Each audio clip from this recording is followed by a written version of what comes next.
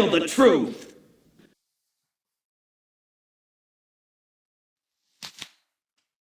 Hey everybody, welcome back.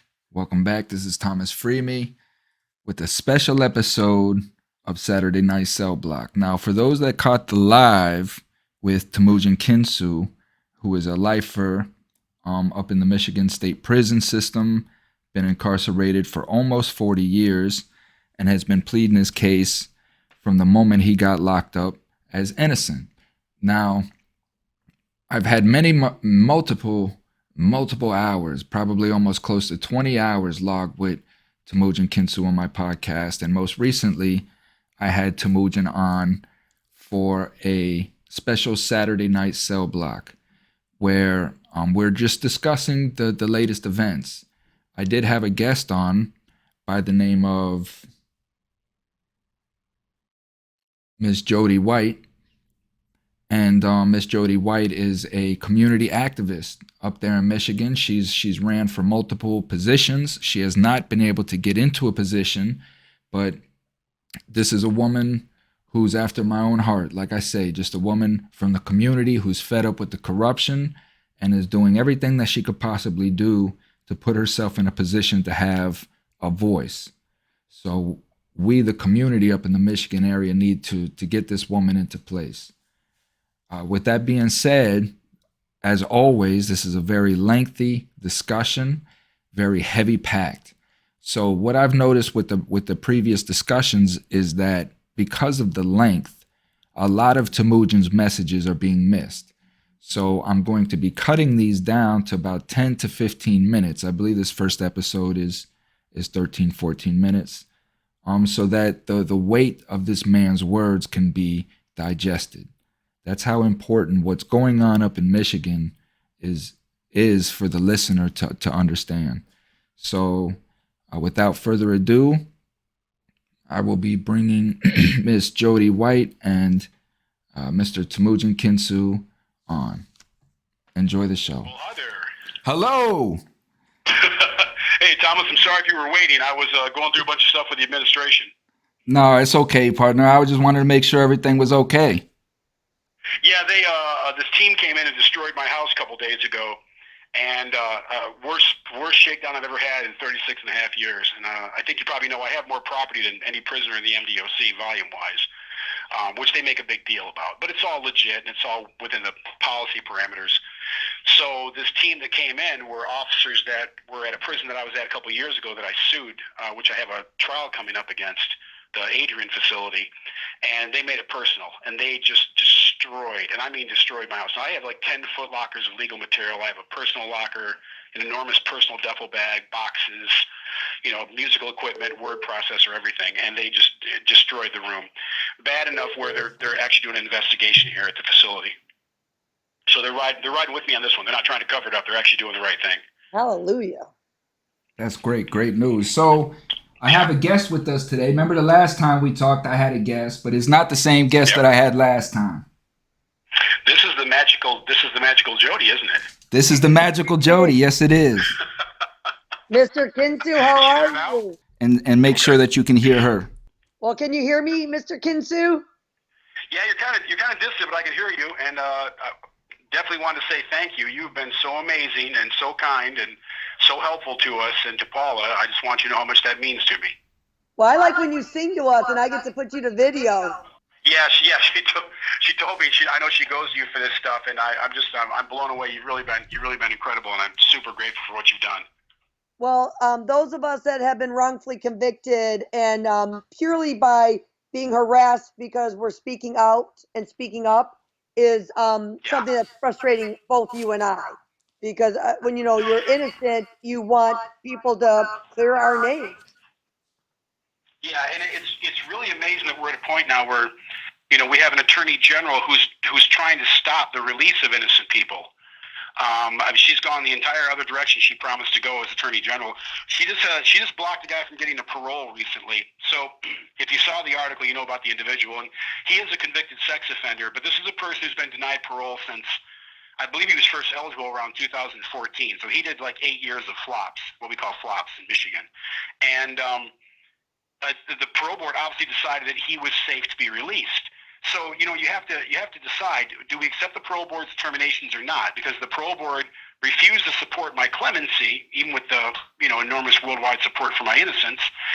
And they use that as an excuse to not let me go. And then when the parole board says, let this guy go, we think he's safe, they go, oh, no, we don't trust your judgment. So, when do you trust their judgment? Now, they let two monsters go that were women killers that were just horrible beasts, Mike Dione and Doug Chmielewski. Chmielewski raped, tortured, and murdered his own great-grandmother.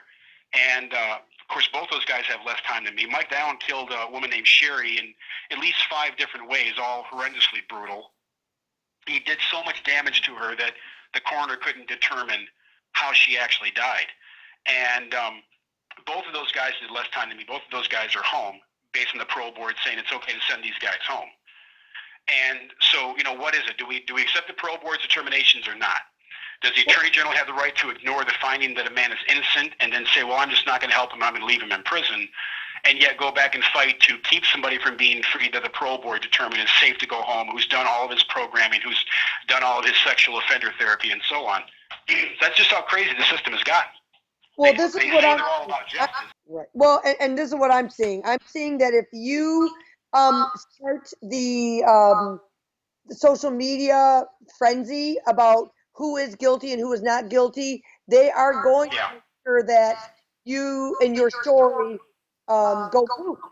They're not going to take our story. That's what I've realized. Yeah, it's amazing. It's really amazing how bad things are. And, the media, I wish the media would do more about this. There's this tendency to never want to call people out in our own party or group, and I understand that. But, we've fallen into a trap now. We'll let anybody do anything and then not call them out if we think they hold the same views that we do. And then they're not supporting or living up to those views anyway. So, she's done nothing for justice in Michigan whatsoever.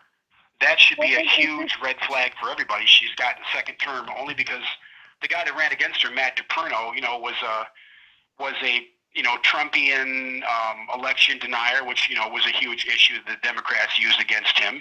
And he was under investigation for all kinds of misconduct and stealing money from a law firm and physically abusing clients and so on. And she barely beat that guy. I mean, she literally barely beat the guy. You do know about false narratives, though. Just because they say it doesn't mean it's true. And this is what I'm getting tired of, is because Dana Nessel doesn't really care about evidence. She loves hearsay, and she just loves when people spew stuff. And then it's really hard to rail in false narrative. Yeah, exactly. And I'm not saying that DePerno's guilty of anything, or I'm just saying that the media beat the crap out of him.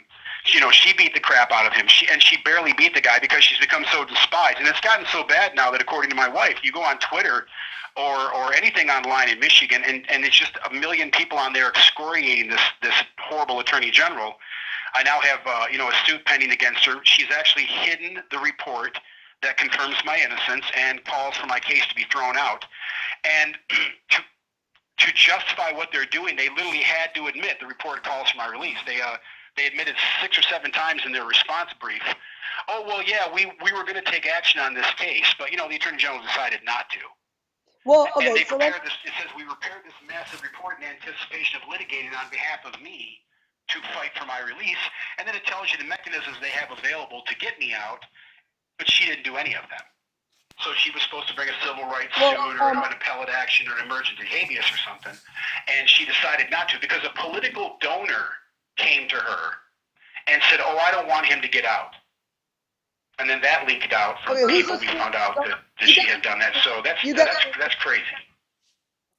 You got to name names. Who's saying that they don't want you out? Because we need to have names. That's one thing we do on our side. We actually say their names, the ones that are harming justice. So what donor would that be? Because we'd like to verify it and then make sure that we go pay him a visit or her a visit. The name of the donor. We've been trying to get the name of the donor through FOIAs and emails. They're hiding everything. They're hiding all the memorandums and all the emails, so we're in court on that right now.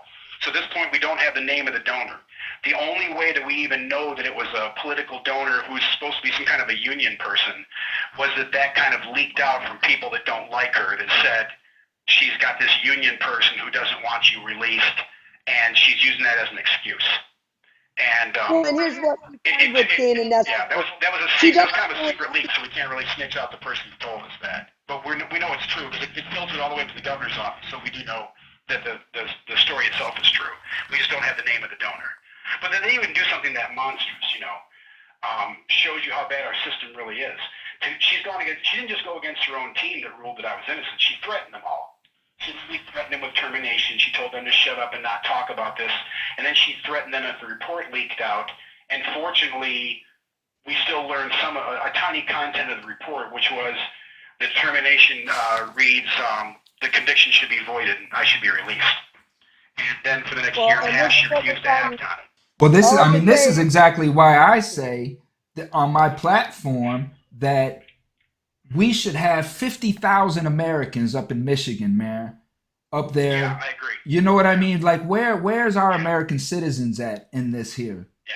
You know? I don't want to sound selfish, because I don't want to say, hey, come save me. But people should be furious about this. This is considered the worst and best documented wrongful conviction anywhere right now. And obviously, Iran, North Korea, there's worse places. I'm not implying that I'm in that hell, but my point is, as far as the case goes, the documentation, the evidence, and the 20 alibi witnesses, and the polygraphs, and everything else, no one's ever questioned. No organization, to our knowledge, has questioned my guilt or innocence except St. Clair County. Even the Attorney General is not denying my innocence. But the fact that she's able to do this is literally a criminal conspiracy, and get away with it, tells all the Michigan citizens, you cannot trust this woman to administer justice to anybody. She came in with an agenda. Her only concern is the LGBTQ issue. That's fine. That's her business, okay. But you don't make that your entire platform. You're an elected official who's sworn to uphold the law and defend the citizens of this state. All of her written promises and her grant proposals, which we have, by the way, we'll happily produce if you don't have copies of those already, she spends 20 pages explaining how she's going to fight the minute she finds out somebody's innocent, and she's going to move heaven and earth to get them out. And she's going to ensure that there's not one innocent person behind bars. And she's had this CIU for 3.5 years. She's taken in millions of dollars, and she's done absolutely nothing. And then when the worst case comes before her and her staff are all wired to do it, and they determine after 1.5 years investigation that I'm completely innocent, and they write this enormous report with hundreds of violations of my constitutional rights, court rules, evidence rules, you name it. And they collect all this additional evidence, and they put in this giant package. She sits on it, and she refuses to act. And she brought in this woman named Carol Stanier, who has a horrendous reputation, to this local attorney to write a memorandum, they called it, going, I don't think he should go home.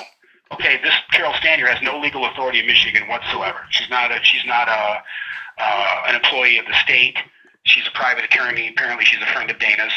And I guess that's supposed to be her justification. What Carol couldn't do, though, was attack my evidence. So, of course, they're hiding that, too. We just learned about this phony report, which they call the memorandum. And but in their response brief, I have a wonderful lawyer, Barb Penny, that's suing over this right now. And in their response brief, they admitted repeatedly that they wrote this giant report about my case because they were going to act on it. So they don't explain why Dana didn't act. And we know the public lie she told, which was she claimed that, she couldn't act because I'd raised these issues on appeal. That's a lie. That was not the standard when I entered the CIU. There's no such law, and I have their own criteria, which says the exact opposite. It says anything you have that shows your innocence. It says, or police or prosecutorial misconduct that wasn't shown to the judge or the jury, in your case, is considered evidence sufficient for the CIU to act. Obviously, there's a 2,500-page report that covers all of that. And so, Valerie Newman did this amazing job with her investigator. And then she continuously said, hey, what are we doing with this case? What are we doing with this case? And they kept spinning her and spinning her. When they got a lot of media pressure in May, they issued this phony statement. Dana did. She came down and said, I need you to read this phony statement we put together. And it says, we can't act on this case because he raised these issues on appeal. Now, if you raise issues that prove that you're completely innocent of a crime on appeal, what the hell has that got to do with your right to be free? Your argument now, remember something, every innocent person who was ever cleared, or let's say 99% of them, lost their appeals before they were freed. That's how the system works. You do 20, 30 years, you lose all your appeals, eventually you prove your innocence and you go home. So her argument now is, I guess you can't go home if you raise anything that proves you're innocent in an appeal. But guess what? I won those appeals. I didn't lose those appeals. I won those appeals. I won 2 habeases The first habeas, of course, said I was completely innocent of the crime. That was overturned on technical grounds because of the restrictions of the Anti-Terrorism Effective Death Penalty Act. And then I won a second habeas, which says I was framed with fake photographs that Robert Cleland made and hid, and the county then lied about for 26 years after that, and I was overturned again on technical grounds. So I have 2 habeas rulings saying that I was framed and I'm completely innocent. And she said, oh, well, yeah, you raised those issues on appeal, so I won't consider them, even though they prove you're innocent, and even though 2 courts, federal courts, held that you're innocent and that you were framed. So that's the level of corruption coming out of Dana Nessel's Conviction Integrity Unit.